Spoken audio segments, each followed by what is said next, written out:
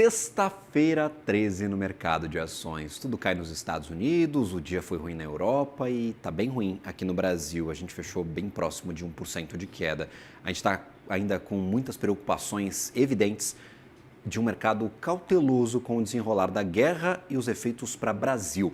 O cenário de petróleo, somado ao anúncio do reajuste dos combustíveis, abre espaço para muitas dúvidas sobre corte nas taxas de juros e até deixa um climão bem tenso entre os investidores.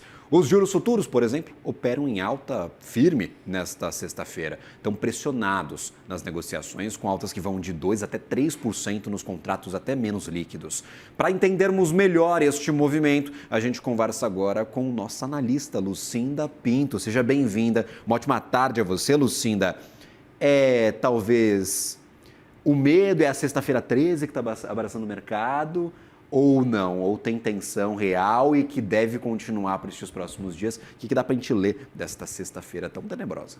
Boa tarde, Gabriel. Boa tarde a todos. A sexta-feira está animadíssima, né? Bastante nervosa. Acho que tem um pouco desse fator, como você mesmo tinha conversado antes da gente entrar no programa, né?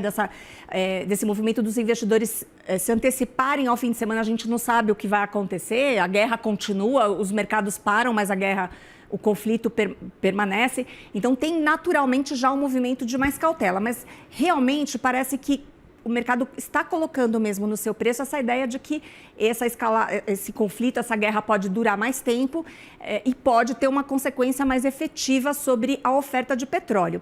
Esse risco estava no cenário já há bastante tempo, isso explicou o dólar bater lá nos $100 e permanecer ali perto dos 90 por muitos dias, mas parece que dessa vez o mercado está entendendo que o reflexo, o impacto direto, efetivo sobre a economia real está se aproximando. Esse reajuste que a Petrobras divulgou hoje no diesel realmente tem um impacto pequeno sobre a inflação.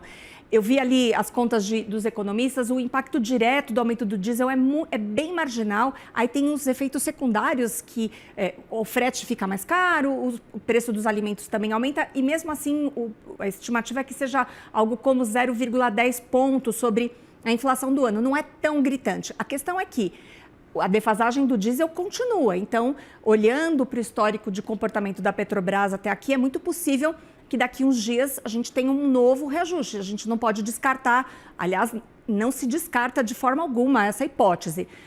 Segundo, a gente começou a olhar alguns dados macroeconômicos que não estão tão favoráveis assim.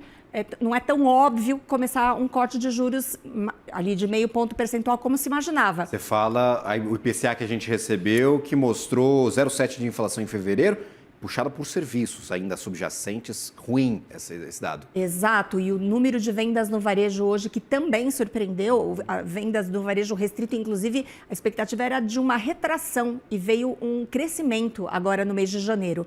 Tinha essa grande dúvida, né? Se aquela recuperação que a gente assistiu ali em dezembro, se ela seria devolvida agora no começo do ano, mas não foi o que aconteceu.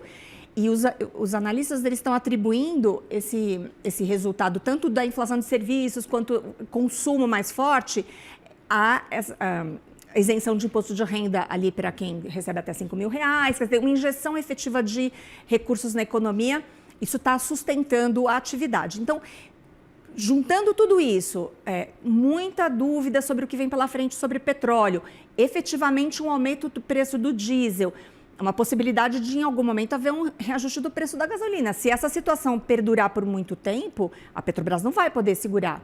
Ela tem esse compromisso, né, em termos de governança mesmo. Ela tem que fazer as melhores escolhas para a companhia, para os seus acionistas. Uma coisa é não repassar a volatilidade do mercado. Falar, não, o petróleo sobe hoje, cai amanhã, a gente não vai ficar mudando o preço o tempo inteiro. Exato. Agora, outra coisa é ver o petróleo na casa do chapéu, o combustível ainda muito defasado, por muito tempo, e escolher deliberadamente por não ganhar dinheiro, né? Então, são duas coisas diferentes. Exatamente. Então, esse conjunto de informações levou o mercado a questionar se realmente vai ser possível cortar os juros agora nessa semana, na semana que vem, que a decisão já é na quarta-feira. Num momento, inclusive, que o mundo está questionando se tem espaço para o corte dos juros pelos seus bancos centrais. Já tem revisão, por exemplo, para projeções para o FED, para a atuação do FED. Já tem muitos economistas jogando para frente um novo corte de juros lá.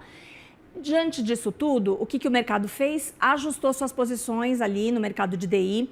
A curva média ali, o miolo da curva, como a gente diz ali, as projeções para 2028, 2029 foram alteradas e não bastasse tudo isso, teve um movimento de 3 grandes hedge funds, grandes fundos internacionais, fazendo movimentos de stop loss, ou seja, zerando suas posições, porque estavam muito posicionados a favor de um corte de juros ao longo do tempo.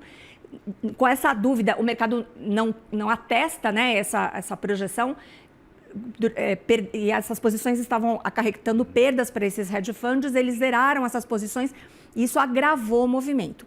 Agora, só para concluir esse raciocínio aqui dos DIs, Gabriel, é importante também saber o seguinte, se houve um movimento aí de correção, é muito provável que a gente veja um movimento intenso hoje e que na segunda-feira as coisas se acalmem um pouco.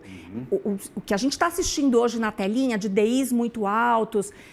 de empresas endividadas caindo, de empresas que precisam de muito de capital de fluxo de caixa, que se endividam usando taxa de juros caindo bastante, de dólar subindo. Se acredita a leitura, pelo menos, é que isso pode ser mais intenso nessa sexta. A gente volta semana que vem, talvez com um pouco mais de tranquilidade. Exato, é muito possível. Tá.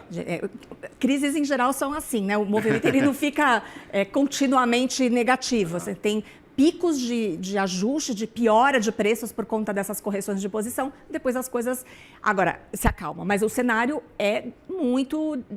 está mudando. A verdade é que o que a gente está assistindo hoje é uma readequação do mercado a um novo cenário. Perfeito. Inclusive lá nos Estados Unidos, precificando um corte, tá? A expectativa no começo desse ano era de 2, tinha gente colocando 3 na conta, agora é 90% de chances aí de a gente terminar esse ano só com um corte nos juros dos Estados Unidos, o que até afeta aqui a nossa tomada de decisão de política monetária por conta do câmbio. Obrigado, Lucinda Pinto. Até uma próxima, minha cara. Bom dia. Bom fim de semana a todos. Valeu, um ótimo final de semana pra gente.